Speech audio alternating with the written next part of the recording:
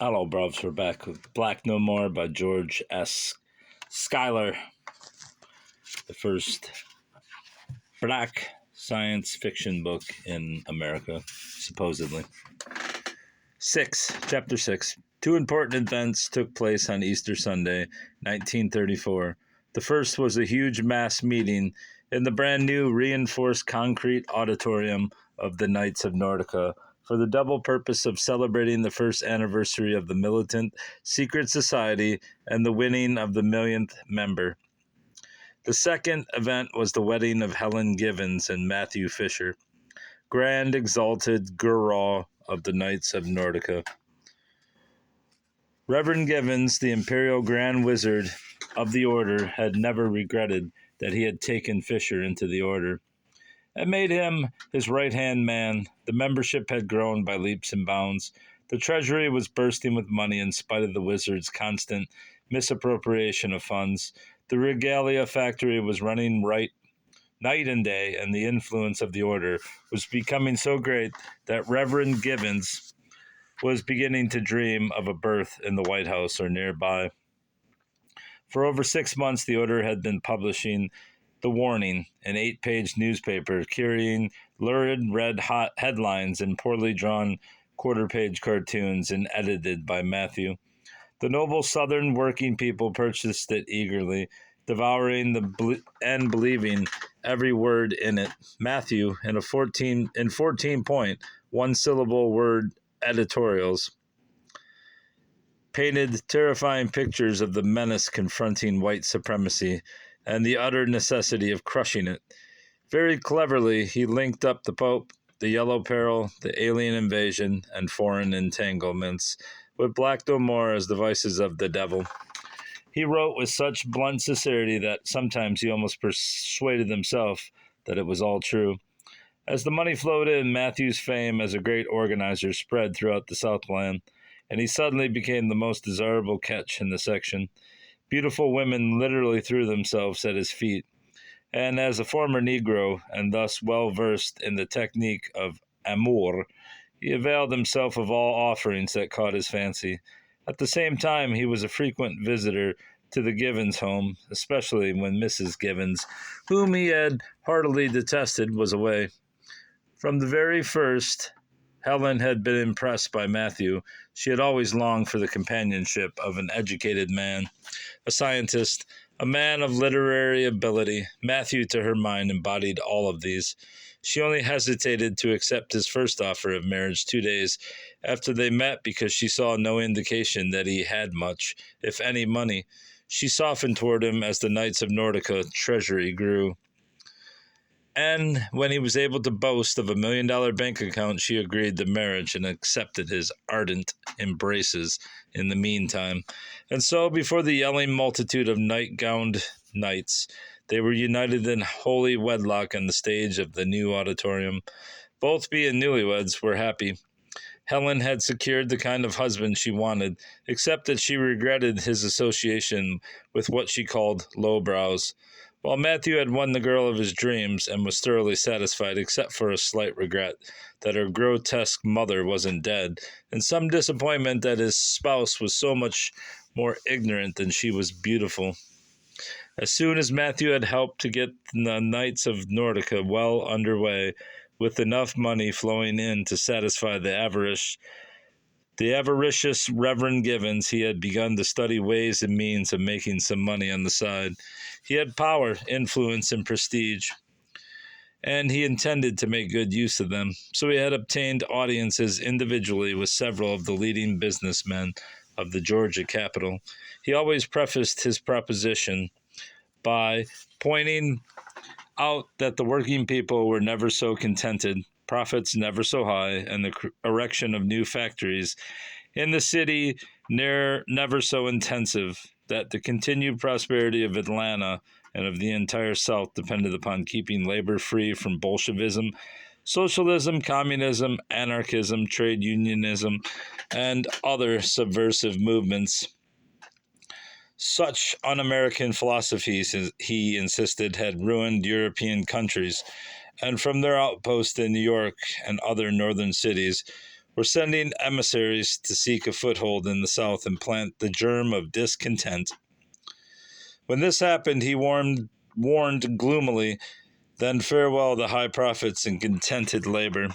He showed copies of books and pamphlets which he had ordered from radical bookstores in New York, but which he asserted were being distributed to the Prospect's employees. He then explained the difference between the defunct Ku Klux Klan and the Knights of Nordica. While both were interested in public morals, racial integrity, and the threatened invasion of America by the Pope, his organization glimpsed its larger duty, the perpetuation of Southern prosperity, by the stabilization of industrial relations. The Knights of Nordica, favored by increasing membership, was in a position to keep down all radicalism, he said, and then boldly asserted that Black No More was subsidized by the Russian Bolsheviks. Would the gentlemen help the work of the Nordicists along with a small contribution? They would and did. Whenever there was a slump in the flow of cash from this source, Matthew merely had his print shop run off a bale of communistic tracts, which his secret operatives distributed around in the mills and factories. Contributions would immediately increase. Matthew had started this lucrative side enterprise none too soon. There was much unemployment in the city, wages were being cut, and work speeded up. There was dissatisfaction and grumbling among the workers, and a small percentage of them was in a mood to give air to the half-dozen timid organizers of the conservative unions who were being paid to unionize the city, but had as yet made no headway. A union might not be so bad after all. The great mass of white workers, however, was afraid to organize and fight for more pay because of a deep-set fear that the Negroes would take their jobs.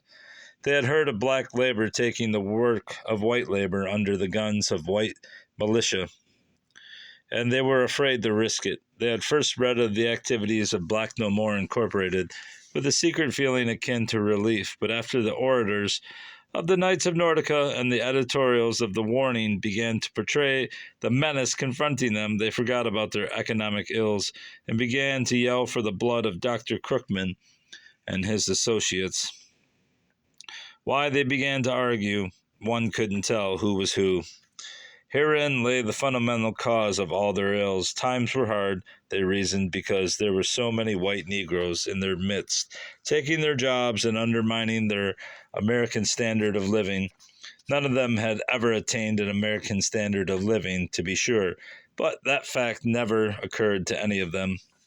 So they flocked to the meetings of the Knights of Nordica, and night after night sat spellbound, while Reverend Givens, who had finished the 8th grade in a one-room country school, explained the laws of heredity and spoke eloquently of the growing danger of black babies.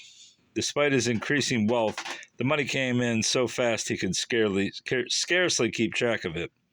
Matthew maintained close contacts with the merchants and manufacturers. He sent out private letters periodically to prominent men in the Southern business world, in which he told of the marked psychological change that had come over the working classes of the South since the birth of the K of N. He told how they had been discontented and on the brink of revolution when his organization rushed in and saved the South. Unionism and such destructive nostrums had been forgotten, he averred, when the Warning had revealed the latest danger to the white race. Of course, he always added, such work required large sums of money, and contributions from conservative, substantial, and public-spirited citizens were ever acceptable. At the end of each letter, there appeared a suggestive paragraph pointing out the extent to which the prosperity of the New South was due to its peculiar institutions that made the worker race conscious instead of class conscious, and that with the passing of these peculiar institutions would also pass prosperity. The reasoning proved very effective, financially speaking. Matthew's great success as an organizer and his increasing popularity was not viewed by Reverend Givens with equanimity. The former evangelist knew that everybody of intelligence in the upper circles of the order realized that the growth and prosperity of the Knights of Nordica was largely due to the industry, efficiency, and intelligence of Matthew. He had been told that many people were saying that Fisher ought to be Imperial Grand Wizard instead of Grand Exalted Gurral. Gibbons had the ignorant man's fear and suspicion of anybody who was supposedly more learned than he. His position, he felt, was threatened, and he was decidedly uneasy. He neither said nor did anything about it, but he fretted a great deal to his wife, much to her annoyance. He was consequently overjoyed when Matthew asked him for Helen's hand and gave his consent with alacrity. When the marriage was consummated, he saw his cup filled to overflowing, and no clouds on the horizon. The Knights of Nordica was safe in the family. One morning, a week or two after his wedding, Matthew was sitting in his private office when his secretary announced the caller, one B. Brown. After the usual delay staged for the purpose of impressing all visitors, Matthew ordered him in. A short, plump, well-dressed, soft-spoken man entered and greeted him respectfully. The Grand Exalted Gurral waved to a chair, and the stranger sat down. Suddenly, leaning over close to Matthew, he whispered, "Don't recognize me, do you, Max?" The Grand Gurral paled and started. "Who are you?" he whispered hoarsely. How in the devil did this man know him? He peered at him sharply. The newcomer grinned. "Why, it's me, Bunny Brown, you big sap." "Well, cut my throat," Matthew exclaimed in amazement. "Boy, is it really you?" Bunny's black face had miraculously bleached. He seemed now more chubby and cherubic than ever. "It ain't my brother," said Bunny with his familiar beam. "Bunny, where you been all this time? Why didn't you come on down here when I wrote you? You must have been in jail." "Mind reader, that's just where I've been," declared the former bank clerk. "What for, gambling?" "No, rambling." "What do you mean, rambling?" asked the puzzled Matthew. "Just what I said, big boy. Got to rambling around with a married woman. Old story, husband came in unexpectedly, and I had to crown him. The fire escape was slippery, and I slipped. Couldn't run after I hit the ground, and the flat foot nabbed me. Got a lucky break in court, or I wouldn't be here." "Was it a white woman?" asked the Grand Exalted Girl. "She wasn't black," said Bunny. "It's a good thing you weren't black, too. Our minds always ran in the same channels," Bunny commented. "Got any jack?" asked Matthew. "Is it likely?" "Do you want a job?" "No, I prefer a position." "Well, I think I can fix you up here for about $5,000 to begin with," said Matthew. "Santa Claus! What do I have to do? Assassinate the president?" "No, kidder, just be the right-handed man. The right-hand man. You know, follow me through thick and thin." "All right, Max, but when things get too thick, I'm going to thin out." "For Christ's sakes, don't call me Max," cautioned Matthew. "That's your name, ain't it?" "No, simp." "No, simp. Them days is gone forever. It's Matthew Fisher now. You go pulling that Max stuff out, and I'll have to answer more questions than a traffic officer." "Just think," mused Bunny. "I've been reading about you right along in the papers, but until I recognized your picture in last Sunday's paper, I didn't know who you were. Just how long have you been on this graft?" "Ever since it started." "Say not so. You must have a wad of cash salted away by this time." "Well, I'm not appealing for charity," Matthew smiled sardonically. "How many squaws you got now?" "Only one, Bunny, regular." "What's matter? Did you get too cold?" chided this friend. "No, I got married." Well, that's the same thing. Who's the unfortunate woman?" "Old man Gibbons's girl." "Judas Priest, you got in on the ground floor, didn't you?" "I didn't miss." "Bunny, old scout. She's the same girl that turned me down that night in the honky-tonk," Matthew told him with satisfaction. "Well, hush my mouth. This sounds like a novel." "That's because it is," Bunny chuckled. "Believe it or not, Papa, it's what God loves," Matthew grinned. "Well, you lucky hound, getting white didn't hurt you none. Now listen, Bunny," said Matthew, dropping to a more serious tone.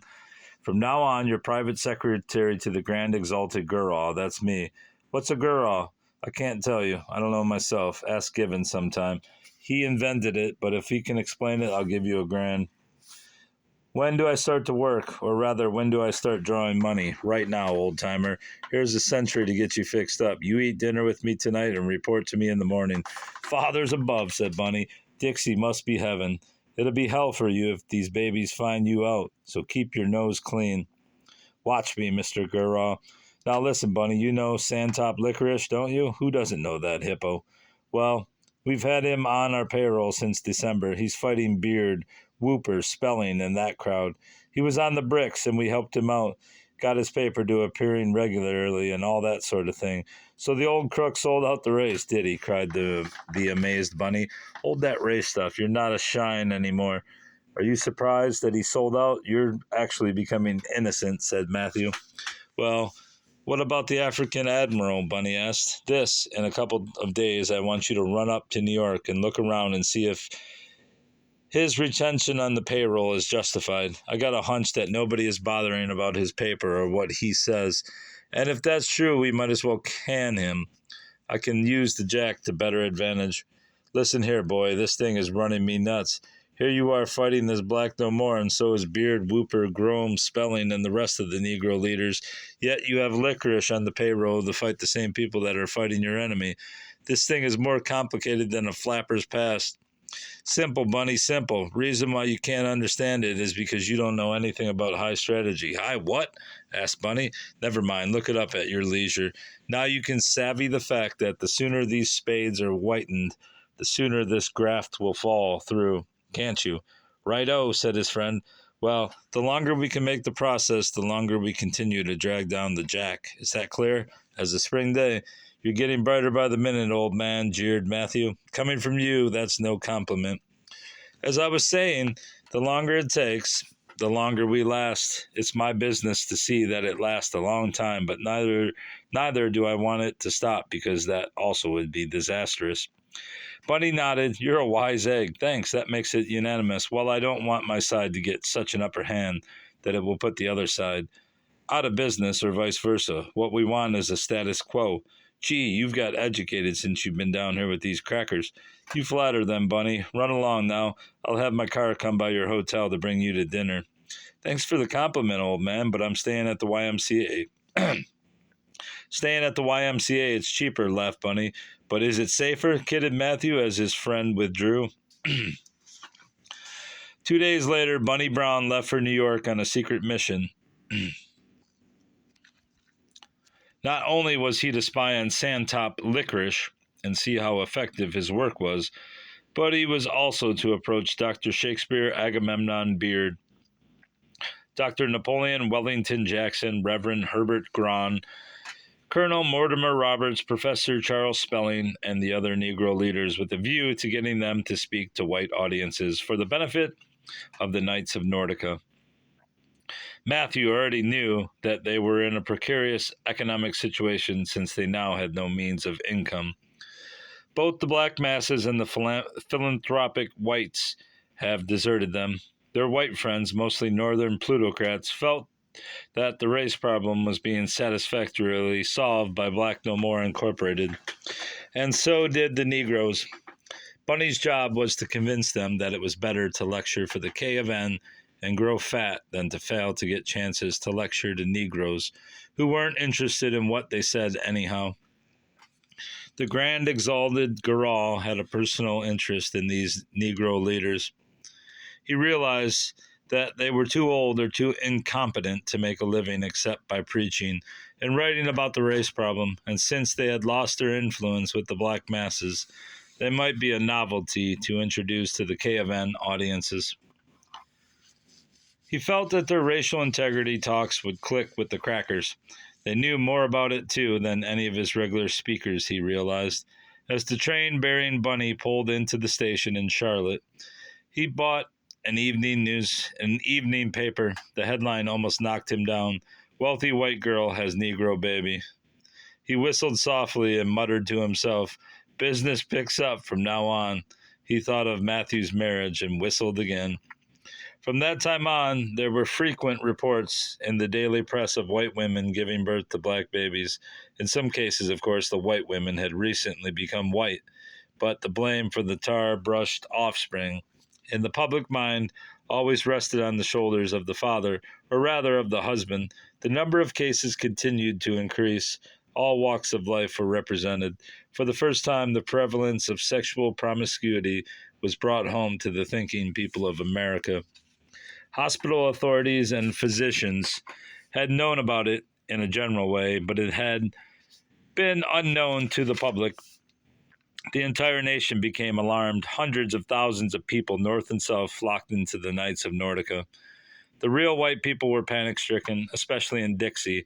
There was no way, apparently, of telling a real Caucasian from an imitation one. Every stranger was viewed with suspicion, which had a very salutary effect on the standard of sex morality in the United States. For the first time since 1905, chastity became a virtue. The 1905, yeah. The number of petting parties, greatly augmented by the development of aviation, fell off amazingly. One must play safe, the girls argued. The holidays of traveling salesmen, businessmen, and fraternal delegates were made less pleasant than of yore. The old orgiastic days in the big cities seemed past for all time. It also suddenly began to dawn upon some men that the pretty young thing they had met at the seashore and wanted to rush to the altar might possibly be a whitened negress. And young women were almost as suspicious. Rapid-fire courtships and gin marriages declined. Matrimony at last began to be approached with caution. Nothing like this situation had been known since the administration of Grover Cleveland. Black No More Incorporated was not slow to seize upon this opportunity to drum up more business.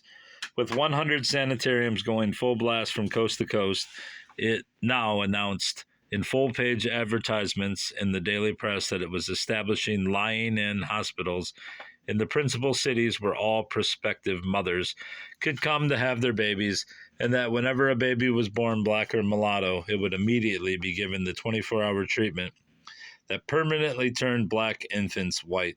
The country breathed easier, particularly the 4 million Negroes who had become free because white.